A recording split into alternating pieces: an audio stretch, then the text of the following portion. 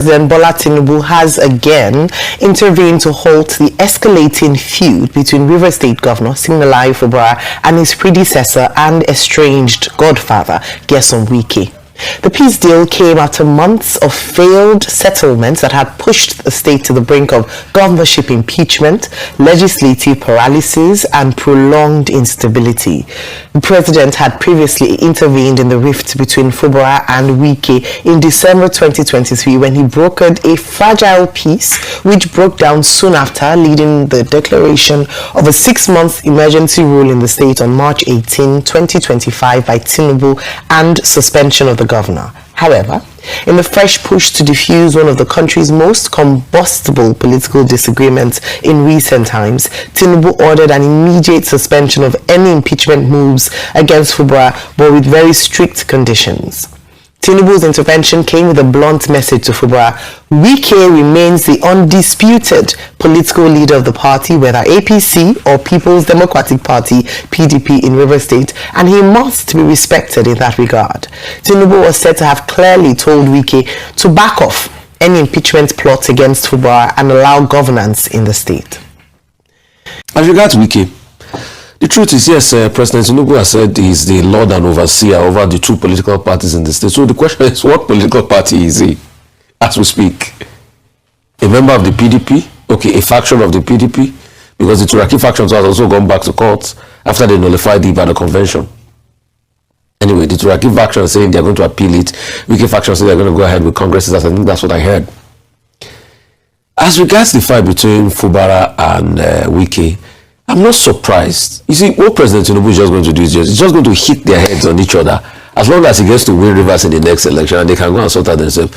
You saw that when they talked about the future of Fubara with his second term, he said the matter is premature. Really? So your own aspiration as president is more important. We can leave Fubara to the slaughter slab, it's premature. But in the same vein, this is the same people, I think it was Vice President Shetima that was saying in another state that the governor is the leader of the party, isn't it? Yes. He was quoted to have said that. Yes. But in Rivers State, the case is different.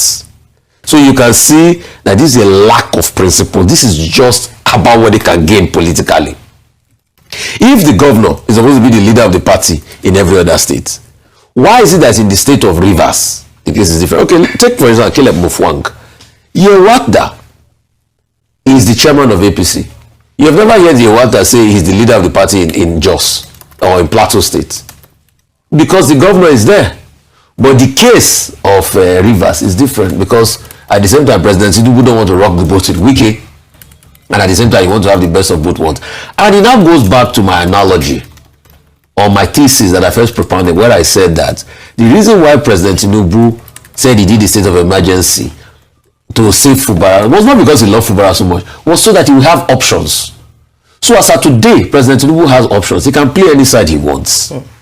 He has, in part of the peace meeting now, he said they should hold on in the impeachment. And they should back off the impeachment. Fubara should accept that Wike is the master of both political parties in the state. Anyway, they have always told you in Rivers State and Akolabo, both APC and PDP and Akolabo. Why is he doing all of this? He's doing all of it for his own self. Let's see who's going to get hurt in the game. But one thing I know is that it's just like a betting game. Wike and Fubara are the ones playing the bets. President Tinubu is the house. You know what they say in a game of betting? The house always wins. He's the one winning. They are just knocking their heads on each other. As for President Bola Ahmed Tinubu, saying that Wike is 001 in Rivers State. Well, Wike, Nyesom Wike, Minister of the Federal Capital Territory, is not even a member of the All Progressives Congress. I think the sore point that I see here is that President Tinubu is throwing his own, major officers under the bus. To wit, President Yewata, Professor Netanwe Yitwada, who is the chairman of the party, who had said publicly, categorically, affirmatively, that the 001, the leader of the party in Rivers State, is the governor. Senator Ajibola Bashiru, who is the national secretary of the party, also said the same thing. So is there some dissonance between the president and his party? And why is Wike so special that the president will throw his own party under the bus to prioritize somebody who is in the narrative at best a political contractor? So this raises very serious questions about internal democracy within the APC itself, and it says a lot also about the motive of the president in terms of how he's managing the Rivers State situation. First of all, let me go back to the analogy of Jeshurun that Sumna Sambo gave yesterday, along the lines of when you're amassing so much, after a while, it might just very well cause an implosion in the APC. And we're seeing that happen because when you set a precedent, moving away from the original party stance that the governor of the party is the leader of the party in the state, it would mean that other states who are now adopting governors into their party might then question or begin to move for that. For instance, we had looked at the issue of Kano State and who would emerge as the leader of the state, whether it's the governor or the former chairman of the immediate past chairman of the APC, who is also a former governor of the state, Ganduje.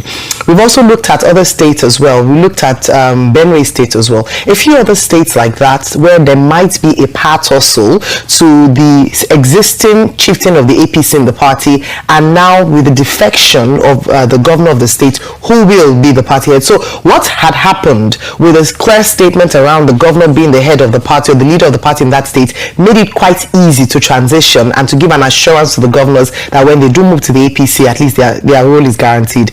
With this new introduction of the River State issue, well, other people can challenge that now, saying that, well, it happened in Rivers, it can happen now. Now, with regards to Wike being the special one, you can understand why. Dr. Batu, you keep on talking about how the three states that are important at the presidential level to win if you want to emerge president of Nigeria, namely Lagos, Rivers, and Kano State.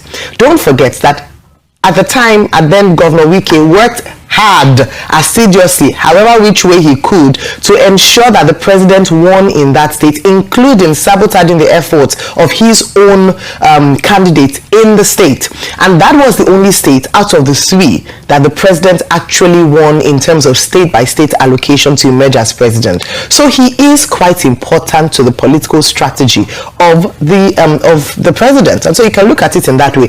Even though the FCT minister is important to political opportunity. That's a political strategy. The opportunism strategy. Well, that's the president's strategy. The president, in this instance, has sacrificed the interest of the Rivers people on the altar of politics. That's what we see playing out in Rivers State.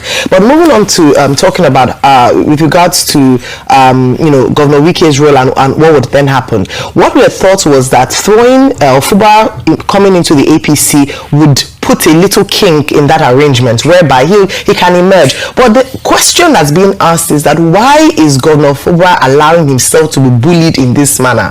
What is the arrangement? From the very beginning that this issue has started, the question has been asked again and again: can the governor be governor indeed? He had at least the structures to a very large extent as governor of the state, and yet he allows himself again and again, whether through these peace that's being brokered between the president, between he and the and Wike through the president, to be bullied or sidestepped or sidelined, whereby all he has been doing since he emerged into office is just political survival, trying to fight for his political survival. And then you begin to ask that, did the people of Rivers State make the right decision? Because what you would want to see, even when they were standing behind him solidly, the elders, the women came out in their numbers to show support for him, he kept quiet. And even till now, he's still quiet. It's people that are speaking up for him. So perhaps that's what is really the issue, the main issue in the state, the fact that the governor has not taken his position and refused to be bullied by anybody and just take his on his position as governor.